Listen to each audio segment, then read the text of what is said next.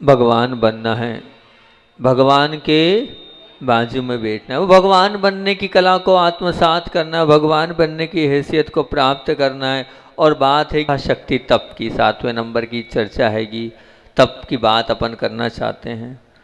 तप की कहानी आपसे प्रारंभ करता हूँ मैं कि दूध तपेली में है, पर वो ऊर्ध्व यात्रा करना चाहता है।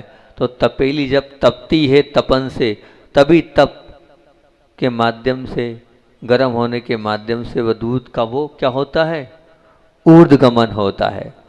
मतलब तपना होगा तभी आप अपनापन प्राप्त कर पाओगे। और तपने के लिए सबसे पहले अपने मन को मनाना होगा, मन को समझाना होगा और मन को संभालना होगा। आप जब मन को संभालोगे, मन को समझाओगे और मन को मनाओगे, तभी आपकी सच्ची तपस्या हो पाएगी, नहीं तो तपस्या नहीं हो पाएगी। और इस दूध की बात मैंने आपसे प्रारंभ करी थी। तो सबसे पहले दूध को तपना होता है, ये निश्चित बात है। तपने के बाद वास्तविकता में दूध इतना महत्वपूर्ण नहीं है। बोले दूध से भी कोई महत्वपूर्ण चीज है तो वो क्या है? बोले दूध से महत्वपूर्ण है घी। घी वो द्रव्य है जिस द्रव्य के अंदर बहुत शक्तित्व पाई जाती है। और घी को बनाने की यात्रा करना है तो सबसे पहले आपने दूध को तपाया है, लेकिन तपाने से काम नहीं चलेगा। तपाने के बाद दूध को क्या करना पड़ेगा? ठंडा करना पड़ेगा। ठंडा करना मतलब थमना होगा दूध को। और जब दूध थम गया तो उसमें आपको दही डालना पड़ेगा। और जब वो दही दूध में रम जाएगा तो मतलब दूध और दही का रमना होगा। और जब दूध दही में रमा है तो क्या होगा? दूध को दूधपना भूलना होगा, मतलब वो दूध का अस्तित्व समाप्त हो जाएगा। और फिर उसको मुड़ना होगा, मतलब कहाँ? दही की ओर मुड़ना होगा। और जब वो दही की ओर मुड़ गया तो उतने ही नहीं, फिर दही को मथना होगा।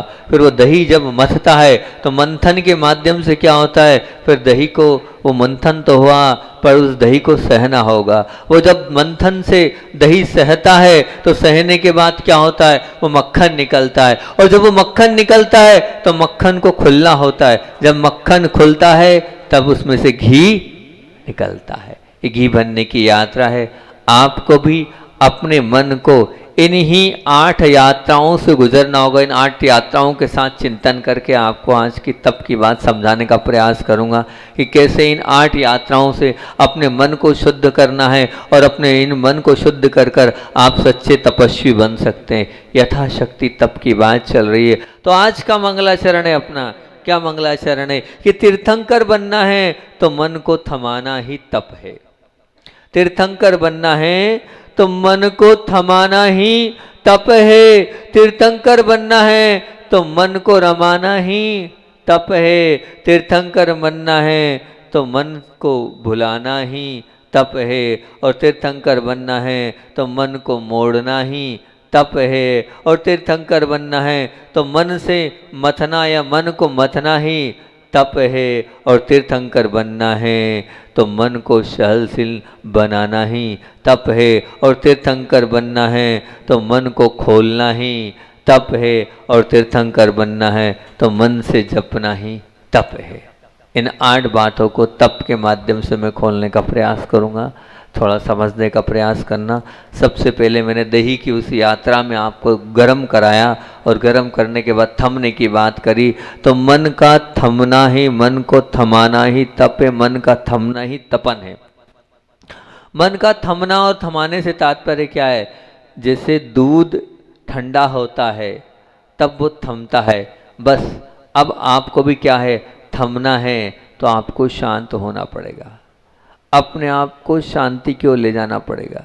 जितना आप संकल्प विकल्पों से दूर हटते चले जाओगे उतने ही आप थमते ही चले जाओगे। उन संकल्प विकल्पों को दूर करो और मन को थामने की उस क्रिया में आगे बढ़ाते चलो। जब आप मन को थाम लोगे तो ये समझ लेना आपने बहुत बड़ा कार्य कर लिया। और मन जहाँ थमा नहीं वहाँ आप संकल्प विकल्प में उलझते चले गए। जो एकाग्र हो गया और अपने स्वरूप और अपने स्वयं को देख लेता है वही तप की ओर कदम बढ़ा पाता है। और मन को थामने के लिए मन को थामने के लिए हमें क्या करना पड़ेगा?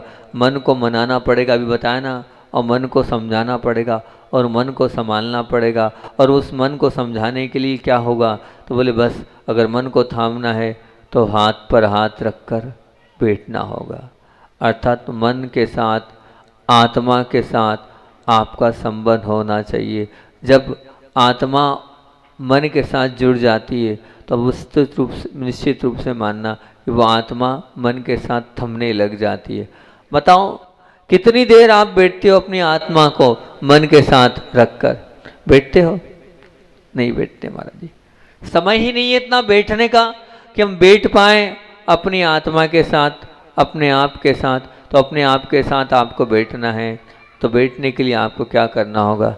बैठने के लिए हाथ पर हाथ धरना होगा और जो हम ध्यान कराते हैं उस ध्यान को करना पड़ेगा। मैं शरीर हूँ कि मैं आत्मा हूँ? मैं आत्मा हूँ, मैं शरीर नहीं हूँ। शरीर अलग है और मन अलग है। इस चिंतन के साथ आप जब बैठोगे अपने आप में तब कहीं जाकर शांति का अनुभव कर पाओगे। थमना अर्थात कहीं तो आपको रुकना होगा। कहाँ तक, कब तक? आप पूछो अपने आप से, मैं कब तक दौड़ता रहूँगा? तब तक अपने जीवन के उफान में उठता चला जाऊँगा, कब तक ऊंचाइयों को छूँगा। लेकिन जब तक आप थमोगे नहीं तब तक आप तप की ओर नहीं बढ़ पाओगे। इसलिए आपको थमना होगा। थमना ही सच्चा तपन है, सच्ची तपस्या है, सच्चा अपने आप में आने का एक मार्ग है। और थमने के लिए हाथ पर हाथ धरकर ही आपको बैठना होगा, जब ही आप थम पाओगे। दूसरी बात है कि तीर्थंकर बनना है तो मन को रमाना ही तप है। जब तक मन रमेगा नहीं तब तक आप तप की ओर और उस तपन की ओर नहीं पहुंच पाओगे। जैसे दूध में दही डालने से ही वो दूध दही में रम गया, वो दूध दही में रम गया, वैसे हम कब रंगेंगे बताओ तो? देव शास्त्र गुरु के प्रति आपका रमना हुआ कि नहीं? आप रोज ज्ञान रूपी इस प्रवचन को सुन रहे हो, बहुत सुन रहे हो, ज्ञान रूपी दही को आप प्राप्त कर रहे हो, पर उस दही में रमे कि नहीं? उस दही में आप जमे कि नहीं? उस दहीमय हुए कि नहीं? जब तक उस दही में आप जमोगे नहीं, रमोगे नहीं, दही में उस रूप में थमोगे नहीं, तब तक कुछ नहीं होने वाला। ध्यान रखना, हमारा रमना नहीं हुआ इसलिए हम भटक रहे हैं, क्योंकि हमने प्रभु और गुरु के दर्शन तो खूब किए। हर रविवार आके दर्शन कर रहे हो, बहुत अच्छी बात है। आ रहे हो, कर रहे हो, करो दर्शन करो, लेकिन दर्शन में रमे कितने हो? प्रभु के और गुरु के दर्शन में जमे कितने हो? अगर क्यों नहीं ऐसा हो रहा है कि हम रम नहीं पा रहे और थम नहीं पा रहे हैं? उसका कारण क्या है? दर्शन तो खूब किए पर उन्हें को हमने आदर्श नहीं माना। अगर क्योंकि देखकर और सुनकर भी अगर आपके जीवन में कोई परिवर्तन नहीं आ रहा है, आपकी जीवन में कोई बदलाहट नहीं आ रही है, तो इसका मतलब ये है कि आपने अभी गुरु को भी नहीं स्वीकारा और प्रभु को भी नहीं स्वीकारा। अगर गुरु और अगर प्रभु को स्वीकारा होता तो कहीं से लेकर कहीं तक आपके जीवन में कुछ बदलाहट तो आनी चाहिए, कुछ अपने आप में चेंजेसपन तो आना चाहिए। लेकिन आपके जीवन में वो चेंजेसपन, वो बदलाहट नहीं आ रही है। उस बदलाहट के लिए आपको चिंतन करना चाहिए, उस बदलाहट के लिए आपको प्रयास करना चाहिए। आप उस बदलाहट की ओर जाएं और अपने जीवन को सुधारें, क्योंकि जीवन में प्रभु और गुरु की भक्ति की जो ज्योति होती है, उस ज्योति की तपन से ही आप अपने अंधकारमय जीवन को प्रकाशमय बना सकते हैं। तो मैं यही कह रहा हूँ भाषा वालों, आपसे भी पूछ रहा हूँ, आप कितने रमे हो? पूछो तो सही, हम रम पाए कि नहीं रम पाए?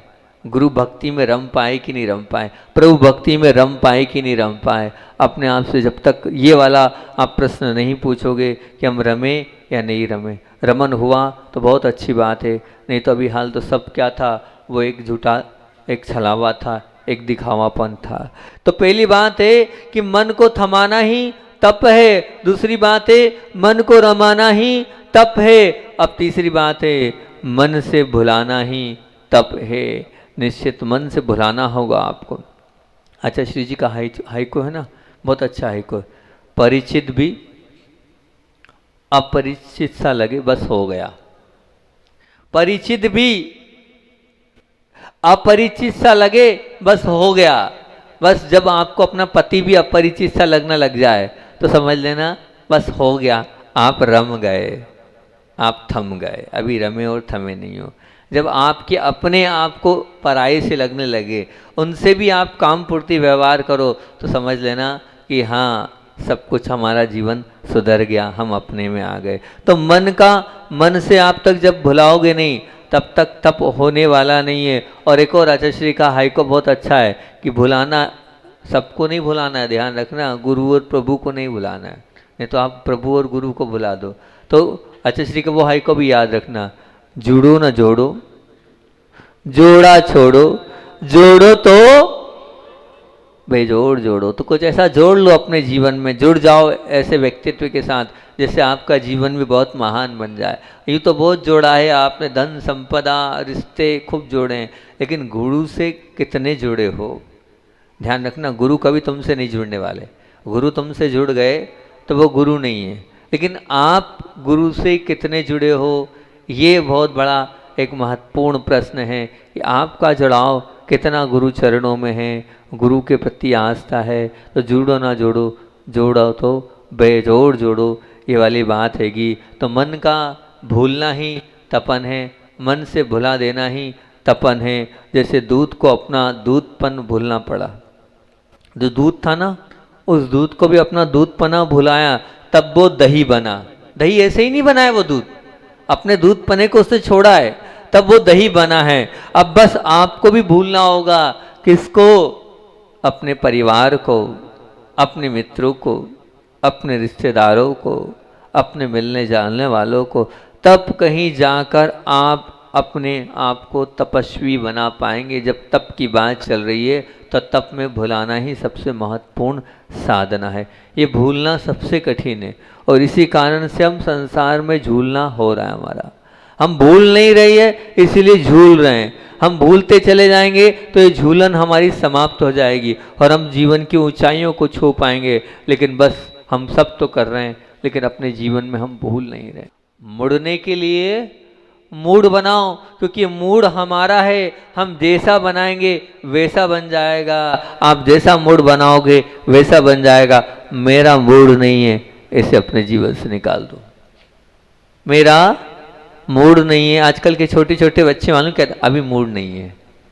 मैंने मूड में समझता नहीं था पहले कि मूड क्या होता है। मूड मतलब बोले मन नहीं है।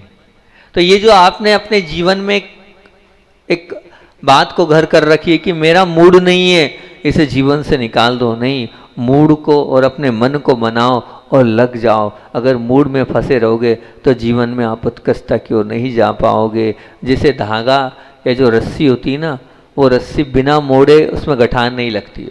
बिना मोड़े गठान लगेगी? कोई है यहाँ पर ऐसा दमदार व्यक्तित्व यहाँ कह दे कि बिना मोड़े में गठान लगा दूं? है कोई? हो कोई ताकतवर ऐसा? पता तो दो हैं। या जो भाषा वाले नहीं हो, बाहर भी बहुत सारे लोग सुनते रहते हैं हमारी बात को। कल हमारी विदिशा वाली बहन बैठी थी, उसने बोला, बोले महाराज जी हम दमोह में बैठे बैठे सुन रहे थे। मैंने क्यों, कहाँ से? बोले फेसबुक पे चल रहा था ना, उससे हम सुन रहे थे, आपने ये बात बोली। ठीक है, बाहर के लोग भी सुनते रहते हैं, बहुत अच्छी बात है कि आप लोगों ने सुविधा ऐसी कर रखी है कि दोपहर में जिनवाणी चैनल पे भी आप सुन लेते हैं। तो जो लोग सुन रहे हैं उनसे ये पूछ रहा हूँ मैं कि धागे या रस्से में बिना मोड़े कोई गठान लगा के बता दे, कोई बता दे कि बिना मोड़े गठान लग सकती है? अनुभूति बोल रही लगा दूंगी, लगा दे। यूँ कर रही ना तू, लगा के बता दे। नहीं लग पाएगी ना, हमें समझो तू कह रही लगा दूंगी मैं। हाँ, तो धागे में जैसे बिना मोड़े गठान नहीं लगती है, वैसे पुण्य की गठान पंचेंद्री के विषयों और भोगों से जब तक मुड़ोगे नहीं लगेगी। अगर पुण्य की गठान बांधना चाहते हो तो विषयों से मुड़ना होगा, पंचेंद्री की विषयों से मुड़ना होगा, तभी ध्यान रखना वो पुण्य की गठान बंधेगी, नहीं तो नहीं बंधेगी। और जब तक पुण्य की गठान नहीं बंधेगी तब तक मोक्ष का द्वार नहीं खुलेगा। आपको भगवान बनना है तो पुण्य की गठान जितनी ज़्यादा रहेगी उतनी जल्दी ही आप ये मान के चलना भगवान बनने की उस यात्रा में बनते चले जाओगे। तो मुड़ना ही होगा और पंचेंद्रिय के विषय भोगों से मुड़ना होगा, और मुड़ने से भी आप भगवान बन सकते हो। और फिर क्या है कि मन को मथना होगा। मन का मथना ही तप है। मतलब तीर्थंकर बनना है तो मन का मथना ही तप है। मन को मथना ही से तात्पर्य क्या है? बार बार एक ही बात को बार बार रिपीट कर रहा हूं कि जितना आपने सुना, जितना आपने इस चतुर्मास में लिखा, जितना आपने इस चतुर्मास में अपने आप को पाया, तब कब जब उसका एक हिस्सा भी आप मंथन कर लोगे, उस पर चिंतन कर लोगे। जैसे दही ने मक्खन में, जो दही है और दही से मक्खन कब मिला? जब मक्खन कब मिला तो मिला कब है? बोले उसका मिलते ही उसका जीवन कैसा बन गया? बोले उत्कृष्ट बन गया। लेकिन उसने मथा था तब वो मक्खन मिला। मथने के बाद आता कितना है? बोले दही तो था 10 किलो पानी डाला 2 किलो दही में, और फिर खूब खूब हिलाते गए, खूब हिलाते गए, खूब हिलाते गए, घंटों हिला, इतना सा मक्खन का ढेर निकला। ऐसे ही आपने बहुत सुना, पूरे 4 महीने सुना, लेकिन मथ लो और मथने के बाद एक मंथन, एक गोला तो दे दो कि हमने ये सीखा और ये समझा और ये पाया। मंथन जरूरी है। बिना मंथन के जैसे मक्खन नहीं निकलता है, ऐसे अगर अपने जीवन को मक्खन जैसा पवित्र बनाना हो तो आप अपने जीवन को सद आचरण में ढालना हो तो जब मक्खन निकलेगा मतलब क्या? जैसे मक्खन निकला है तो आपके जीवन में सद आचरण आना चाहिए। वो सद आचरण आएगा तभी रहेगा हमारा जीवन। क्योंकि मंथन करो। जीवन में असंख्यात बार आपने गुरु की वाणी करी, सुनी है, बहुत श्रवण किया है, अपने जीवन में मंथन नहीं किया है, इसीलिए हम भटक रहे हैं। तो अब मैं आपसे पूछता हूँ, इन 4 बातों का मंथन करना। 4 बातें बोल रहा हूँ आपके बीच में, इन 4 बातों पर चिंतन करना, इन 4 बातों को लिख लेना, इन 4 बातों से अपने जीवन को रूबरू करना। वो 4 बातें कौन सी? सबसे पहले चिंतन करना, मंथन करना कि मेरे जीवन का गोल क्या है, मेरे जीवन का उद्देश्य क्या है, मैं जीवन क्यों जी रहा हूं, क्या लक्ष्य है मेरे जीवन का। कभी आपने कोई एम बनाया? कभी कोई एक रास्ता तय किया? कभी कोई मंजिल बनाई आपने कि मेरे जीवन की ये मंजिल है, मेरे जीवन का ये उद्देश्य है, मुझे यहां तक पहुंचना है, आज नहीं तो कल मैं वहां पहुंचूंगा। क्या लक्ष्य है, क्या गोल है? कुछ तो गोल बनाओ। बस भटक रहे हो आप बिना रास्ते की यात्रा पर दौड़ रहे हो, आप बिना मार्ग पर चलने के लिए आप अग्रसर हो रहे हो। जब तक आपको स्टेशन पक्का नहीं होगा तो आप कहां पहुंचोगे? अरे बंबई जाना है, लेकिन बंबई जाना पहले तय तो करो कि मुझे जाना कहां है। पूछ रहा हूं मैं आपसे, चिंतन करना, मंथन करना कि जीवन का मेरा गोल क्या है, जीवन का मेरा लक्ष्य क्या है, मुझे आखिर जाना कहाँ है। सुबह से उठे और शाम तक वही करना है। कब तक वही करते चले जाओगे? उस करने के पीछे मुझे क्या प्राप्त होगा? ये सबसे पहले अपने आप से इस प्रश्न को पूछना, सबसे पहले अपने आप को इस चीज़ को पूछना कि आपका ये क्या लक्ष्य है, क्या गोल है। बहुत सारे लोगों से जब मैं पूछता हूँ तो उनका कोई गोल ही नहीं है, उनका कोई लक्ष्य ही नहीं है, उन्होंने अपने जीवन को उद्देश्यहीन बना रखा है। अरे होना चाहिए ना आपका, नहीं महाराज जी मैं अब इतने समय के बाद ये करूँगा, फिर प्रतिमाओं को ग्रहण करूँगा, फिर घर का भी त्याग करूँगा, फिर उसके बाद अंत में समाधि मरण करूँगा। तो वो गोल के पीछे आप हो तो उस गोल के पीछे कोई तैयारी तो करो कि क्या तैयारी हमने करी उस गोल के पीछे जो हमने किया है। तो चिंतन करो कि जीवन का गोल क्या है, पहला प्रश्न। दूसरा प्रश्न क्या है? दूसरा प्रश्न आपसे कर रहा हूं मैं कि दूसरा प्रश्न है, मैं अपने जीवन की सार्थकता के लिए कितना जागरूक हूं। ये जो जीवन मुझे मिला है, इस जीवन की सार्थकता के लिए मैं कितना जागरूक हूं, मेरे अंदर जागरूकता है कि नहीं। ये जो मुझे बड़ी मुश्किल से मनुष्य पर्याय प्राप्त हुई है, इसके पीछे जागरूकता है नहीं है। आप जागे हुए हो कि नहीं हो? क्या आप सो रहे हो?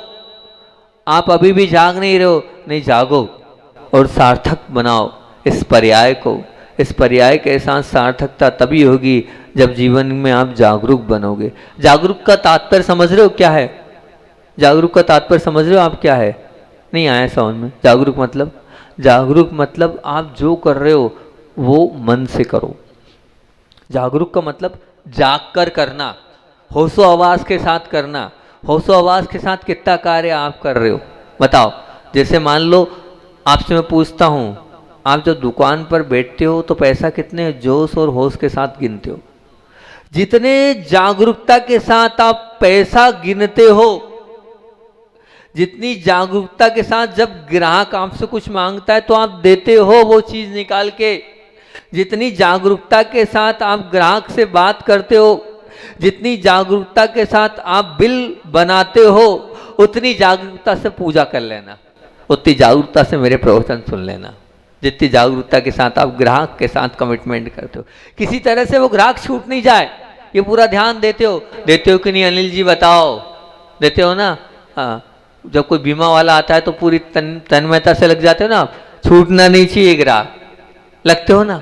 जितनी जागरूकता वहाँ है बस उतनी जागरूकता आपको यहाँ आनी पड़ेगी कि मैं जो कर रहा हूँ उसमें कितनी सार्थकता है, वो सार्थक है कि नहीं, और सार्थकता के लिए कितना जागरूक हूँ मैं। वास्तविकता में सार्थकता जब होगी जब आप मन से करोगे।